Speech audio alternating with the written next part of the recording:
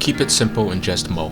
A lot of people on and off camera are asking about my solar pool heater. Am I still using it?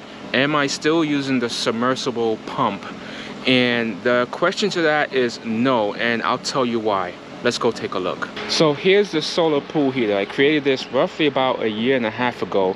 Sorry for the noise. I'm next to the pump and all the machinery, so it's not much I can do besides maybe just move away from it.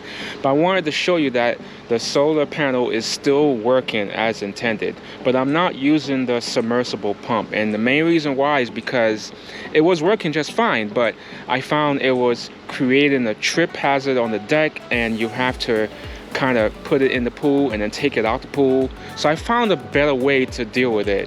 And if this is your situation, you can definitely do what I did. So what I did here is right after the filter, I kind of played around with the PVC here, and I installed a Jandy sweep elbow. I think that's what it's called. But the purpose of this elbow, I believe, correct me if I'm wrong, but is to fit a flow sensor here to monitor flow. And if you have it attached to your pump, you can regulate the pump that way. But I found a much better use for it, and I found that the opening is exactly 1/2 inch. So because of that, I'm able to fit a 1/2 inch spigot to this. Just put some plumber's tape around it and fit it right in.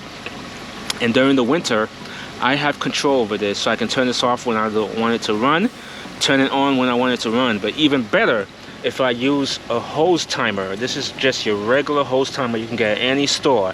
And the purpose of the hose timer is to set up your sprinkler system and keep it on automatic so it can come on at a certain time. But in this case here, I have it tied into the pool pump or the sweep elbow, tied into the spigot, and then it's connected to the hose going out to the solar heater. So in order to set up the system, you need some type of PVC skills.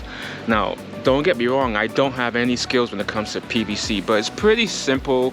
And if you search a few videos on how to install PVC piping, you can pretty much learn it really quickly. But the way the system is set up, it goes through all the tubing, through the main solar panel, and then from the solar panel to the little tubing that's going around the pool deck. And then it's coming to a smaller solar panel, which I installed, and then it goes out to the water. So submersible pump will work for you, but it's a little bit more hands-on. You're gonna have to take it and put it in the water, and then after a while take it out the water, turn it off. So in order to avoid all that, this is the setup I'm going with, and it's working fabulously.